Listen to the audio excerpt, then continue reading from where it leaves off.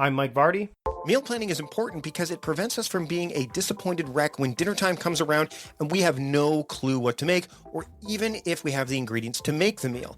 It's a time and a money saver, but most importantly, it frees up valuable brain space. Creating a meal plan prepares us for the week to come and gives us peace of mind that we're organized and can feed ourselves and our family. That's why I do it, and that's why Plan to Eat helps me do it.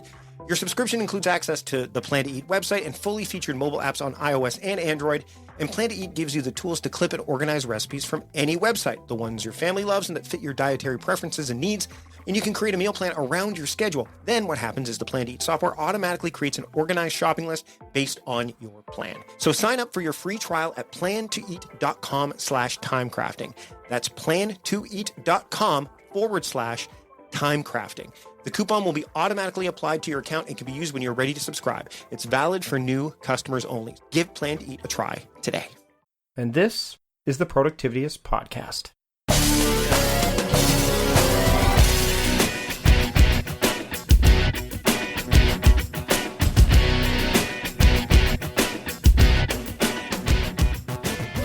Welcome to the Productivityist Podcast. I am your host, founder of Productivityist, Mike Vardy, and this week on the show, we're going to talk about ADHD with the ADHD Nerd, Ryan McRae. We've known each other for a number of years now, having met at the World Domination Summit. We talk about that, as well as time management for people with ADHD, procrastination, and how he and others with ADHD, and really all of us, can handle and combat procrastination.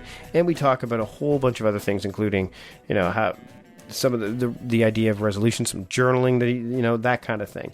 And we even talk a little bit about some of the stuff that I've talked about with my old podcasting partner, Michael Schechter, as well. So you can get to hear all of this in this next few minutes or so during this interview I have with the ADHD nerd, Ryan McRae. Let's just get to it. Here he is, Ryan McRae, along with yours truly, here on the Productivityist Podcast. Welcome to the Productivityist Podcast, Mr. Ryan McRae. Thanks for joining me. Oh, glad to be here.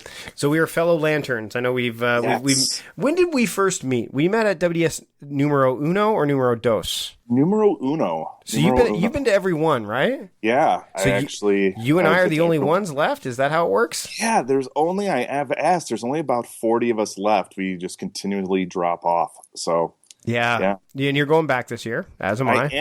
I am. As am I. I'm looking forward to it. It's in August this year, the World Domination Summit. So I'll put a link to the show notes for everybody who may be interested. By the time this goes live, but we're recording this in late January, but by the time this episode goes live, it may the last chance to get them may already have passed. So right. you may be like kicking yourself so you didn't do it before, but I've told you guys about the World Domination Summit many, many times before. So, and actually this past year we got to see each other, and I was up far earlier than normal when I got to see you because I was down at Mother's having breakfast, and I was there before you were. Right. Which is unusual for me. Yeah. Yeah, we were at Mother's and we hosted a new members meeting, and so just for all the new people attending. So yeah, it was great fun. It was good to run into you there. So when I first met you at WDS, you weren't really doing the kind of stuff you're doing now, obviously. And what you've been doing late, like the site, and I'm going to send everybody to it. It's called the ADHDnerd.com. And you've really been coming on strong with this stuff lately. You've been really focused about it, which is kind of ironic when you think about it. Yeah. I read a lot of stuff on ADHD, and I find it very general. I find it very, hey, make sure you have a recycling bin, and make sure you leave your wallet by your door. And those are great little hacks. But I find that a lot of people want all the information. They kind of want deep work into these areas of procrastination or time management, things like that. So yeah. So you've dove in pretty deeply. And like, first off, I mean, for those who don't know what ADHD is, and I mean, you're not a doctor. I'm not a doctor. I'm not a doctor. I've actually gone in and had testing done for this myself. And I know Michael Schechter and I talked about ADHD a while ago because he is ADHD. And I'll see if I can find that episode and put it in the show notes, because it was one where we kind of talked about the idea of whether, how he handles things. And I know he was working on some stuff regarding that before he got, the new job and got very busy. But for me, I found out that, like, like they said, oh, well, here's some Ritalin. Take some Ritalin. Like that's literally what happened as an adult. They said, well, and it didn't help. So I said, okay, well, the medication didn't really help. And I just recognized, and I guess this is probably where I want to start off, is I just recognized I had a lot on my plate and there was so much to look at that I wasn't, that I didn't know where to look. But that's not what ADHD is at all, is it? Right. No. So ADHD and, attention deficit hyperactivity disorder, it's a cognitive issue where we have trouble tracking things. We're impulsive. We jump to conclusions. We kind of just react very quickly to things. And so what it does, it generates a lot of chaos in our lives, and we like chaos. We're the people who jump into the lake first. We're the people who, if you're playing truth or dare, we like the dare part. And but what happens is it really crushes our productivity because people see like, hey, how come you didn't get this done? And it's like, wow, are you lazy? Or are you just kind of, scatterbrained is what we get called all the time. And what I'd say is, it's not, we just have so many things on our mind. Our mind is like, what I tell people, it's like a room filled with 4-year-olds. Right. And so what happens is all these 4-year-olds are kind of running around the house. And if we don't get them kind of organized, if we don't keep them entertained, then we don't get really much done. So we have to kind of corral them. So, I'll do things to kind of manage my ADHD. Like I make sure I exercise. I wear out the 4-year-olds. I entertain the 4-year-olds. So, what I try to do is exciting or has a reward to it. So when did you find out you were ADHD? Like, and how did you react? You've got a post on here that I'm going to share with people. Like, you've just been diagnosed with ADHD. Now what? Like, how did you realize that maybe I have this thing going on? And then what did you do when you found out that you did? Yeah. So I was about 19 years old. I was attending Illinois State University, and I was a sign language interpreter for the university. And I was talking to one of the counselors in the disabilities office, and she's like, hey, I want you to take this assessment. And I like assessments, and I said, sure. And it's like 50 questions, and it's just yes or no. And I'm just going down, yes. Was this because you as an interpreter, because you have to focus to do this, did this person recognize, like, you're saying the wrong words and missing things along the way? No, she found that I was being late for appointments because I would forget. I was great at the act of interpreting because I could kind of hyper focus and be all there because I had to kind of, all the 4-year-olds had to be like, really into it. But then afterwards, because of my attention was so focused for a long time, I was just, blown out of the water afterwards. Right. I really couldn't do much then. Sorry, I didn't mean to cut you off, but no, you're fine. Because most people would think, it's because he couldn't focus on what he was trying to interpret, so that's why. But no, it was the exact opposite. You could totally focus on that. It was the other stuff that was going on around it. Yeah, because you not only have to listen to the words, you have to know the intention. You have to kind of see where the professor's going. So it was a great job for me throughout my college years. And I was taking this assessment, and I kind of laughed and handed it back, and I said, like they're all yeses. Like, what is this? She's like, you most likely have attention deficit hyperactivity disorder. And I said, I'm not hyperactive. Like, I'm not the guy. I was the kid who could sit in his seat and all that. And she says, you don't have to be hyperactive, but you're really impulsive. And I said, okay, that is accurate. And you're kind of inattentive. And I'm like, what did you say? And so I was like, yeah, I am inattentive. So I went to a psychiatrist, and he had me bring in all my school records, and they're all like, he's flipping through them, and he's like, yeah, here you're achieving great results, and here it says you're not paying attention in class. You speak too much, all this. And he's like, I'm really not diagnosing you. I'm just like pinning the medal on your chest. And I was like, okay. And so he kind of, I tried some medication, but like you talked about, it didn't really help. This was back in the 90s, so there really wasn't a lot of advancements in that area. Mm-hmm. But how he explained it is, a lot of people have 6 lanes to their highway of their brain, and they're able to manage all the cars there. and you get 3 lanes. And so you get like these traffic jams, and you have to, and medication can give you more lanes, and some medication makes the cars go faster. And he goes, it's just a management issue. So your head is like a crowded room, he said. And so that's what it was about.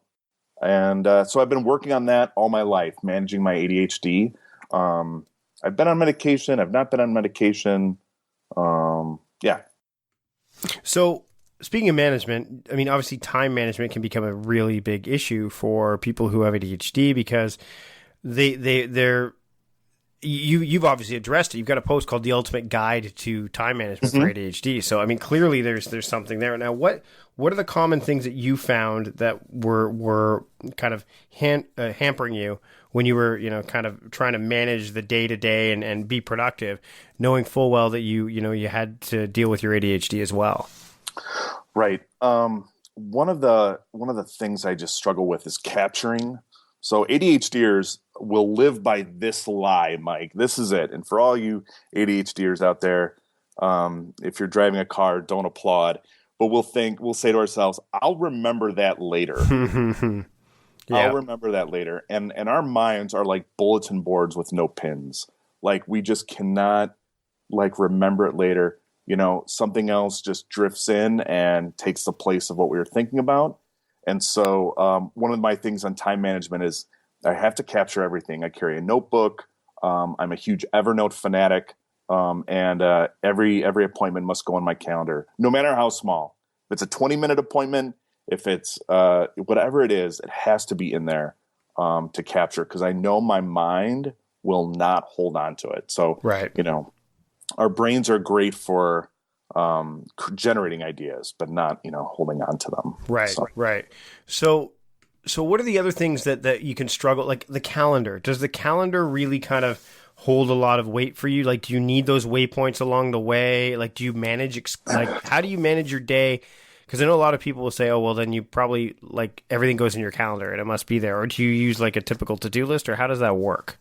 Right. So anything that's an appointment-based, the dentist, the mechanic, anything that's going to be longer than 5 minutes has to pretty much go in that calendar if it's time sensitive. Mm-hmm. I won't necessarily put Trader Joe's in there, like, hey, I have to run to, to go get bananas. That's more of a to-do list. Right. But I'm going to put anything time specified right in there.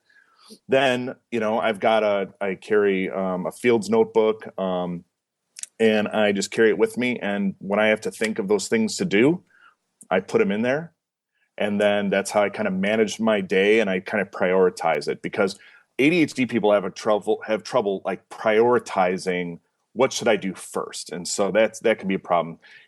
I'll should I do X first or should I do Y first? And so they'll kind of well, I'll just do it from the top down. And that's not how our brains work. We should kind of, make sure we've got groceries before we pick up staples.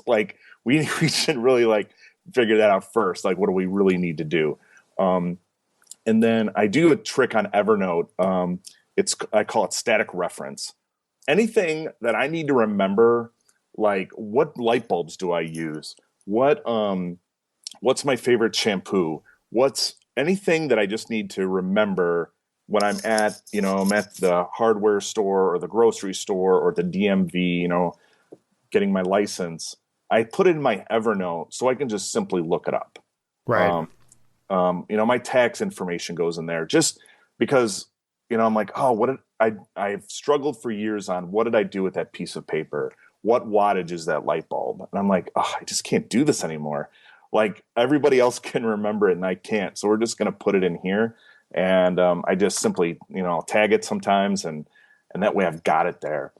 Now, do you think because I don't know if that's totally fair. I know I can't remember what light bulbs I use everywhere, but I also know that if I focus on going to get light bulbs, maybe I'm the wrong person at this point because I capture everything anyway.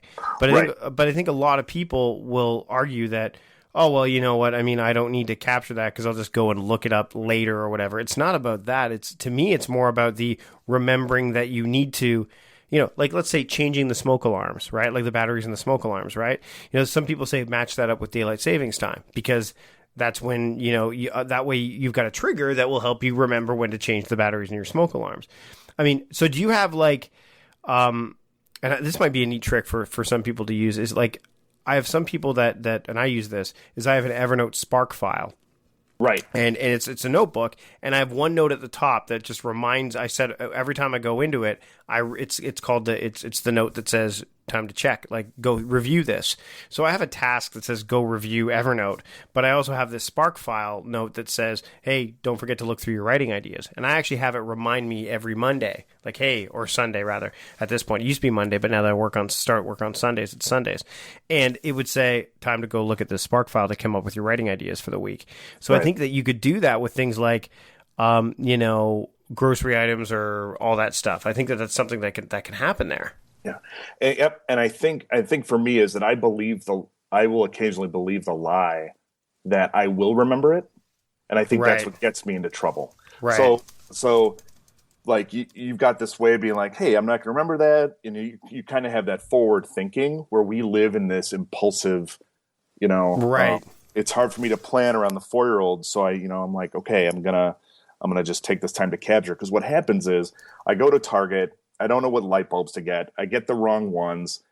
Now, and it sets me on a trail of, chasing the squirrels. And then I'm like, I've done nothing with my day. Like all I needed was, X, Y, or Z. Or, then I'm like, laundry detergent. So just forgetting those things can kind of like just really crush our productivity. Mm-hmm. And so what I have found is like, I just read Cal Newport's book, Deep Work. So good. We just had him on the show not too long ago. I saw that. I was like, oh, Cal, you're the man.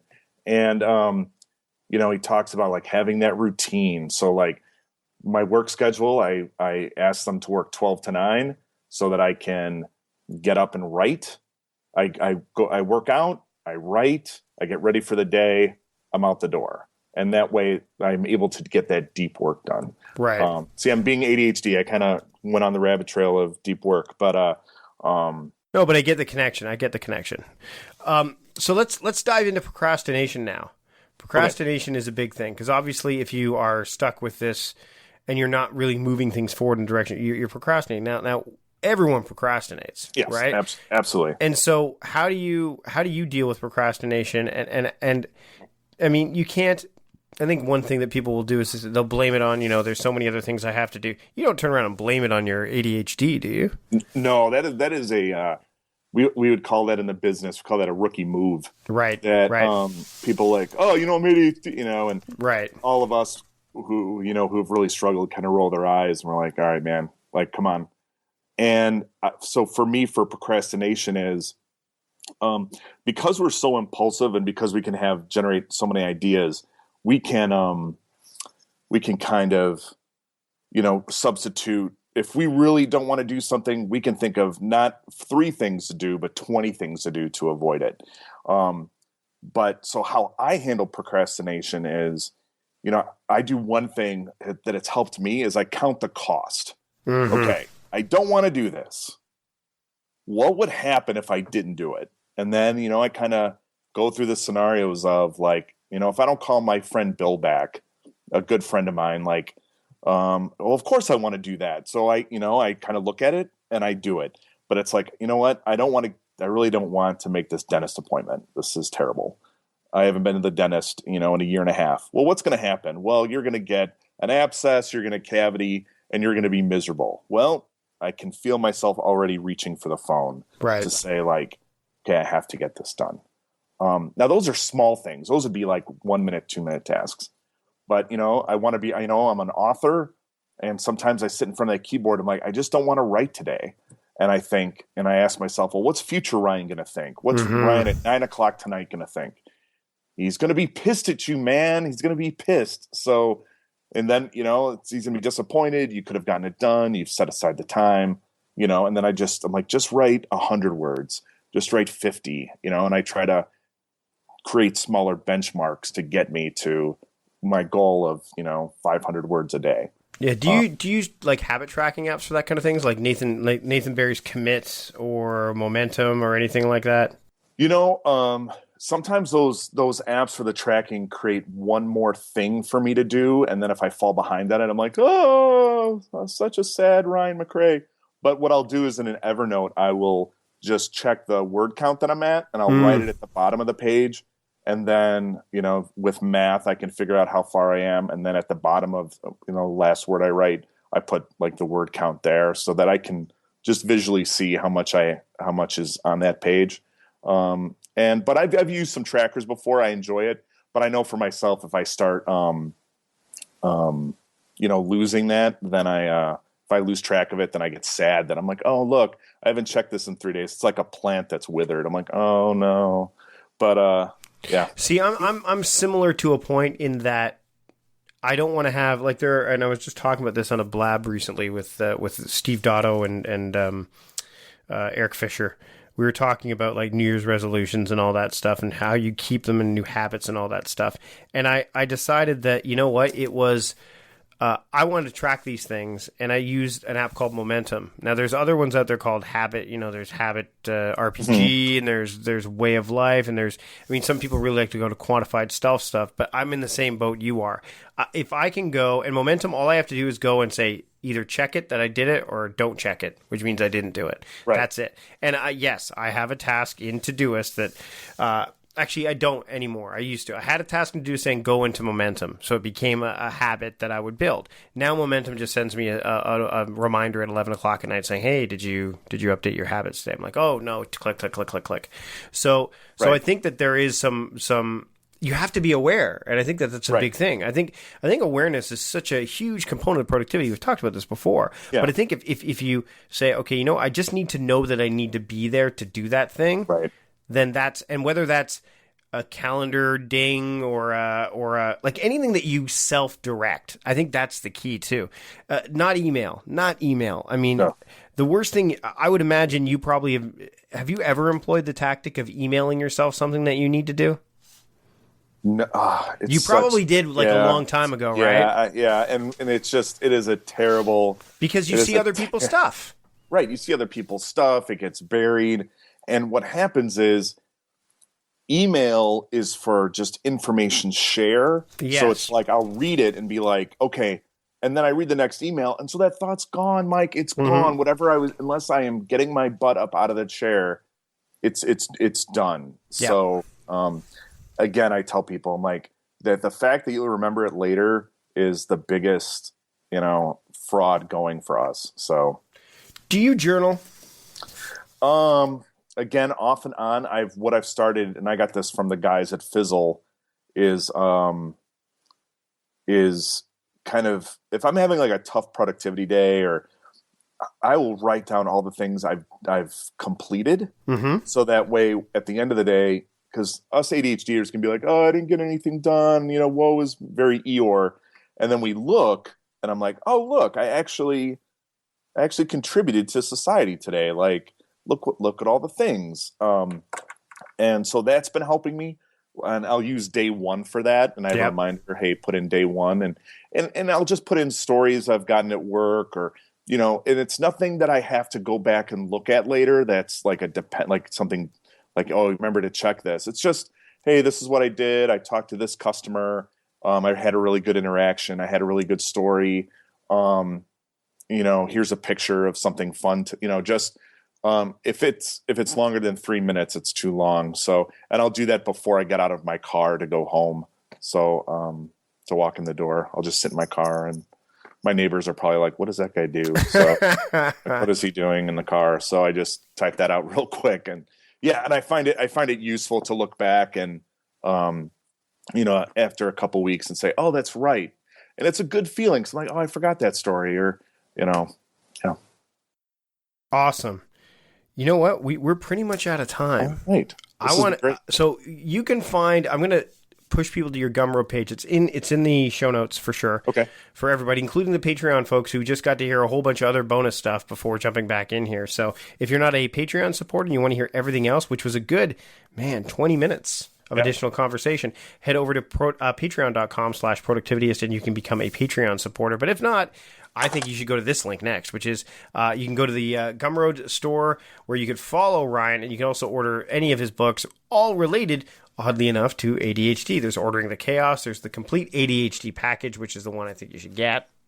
And then there's a few others there as well. So you can check that out. And you are also the Ryan McRae on Twitter. And yeah, I mean, Ryan, it's been a real pleasure to talk to you this week. Great. Thanks so much. And again, everyone can find you at ADHDnerd.com. Yep, and I'll have a special thing for all the listeners Awesome. at the ADHDnerd.com/Vardy. And I'll have something for all of your listeners there. Great. Thanks for joining us this week on the show, Ryan. Great. Thanks for having me. There you have it. That's it for this week. Great to have Ryan on the show. Of course, you can go to ADHDnerd.com/Vardy to get those bonus materials that he offered. And, you know, seriously, look at his books. He's got some great material out there. He writes a lot, and he writes very, very well. And I'm just happy to have known him for a number of years. I'm also happy to have been able to talk to him for an extended period of time after what you would have heard on the public edition of the podcast. The Patreon edition of the podcast, which is exclusive to Patreon supporters only, had an additional 20 minutes of material where he talks about more into email, automation, travel, the idea of review, New Year's resolution, some stuff he's not talked about before anywhere else. And you can get that only by becoming a Patreon supporter. Head over to patreon.com/productivityist and contribute any dollar amount from $1 a month all the way up to $100 a month. And you'll be supporting the show and helping make the show better and better. That's it for this week. I am your host, Mike Vardy, founder of Productivityist and host of the Productivityist Podcast, reminding you to stop guessing and start going.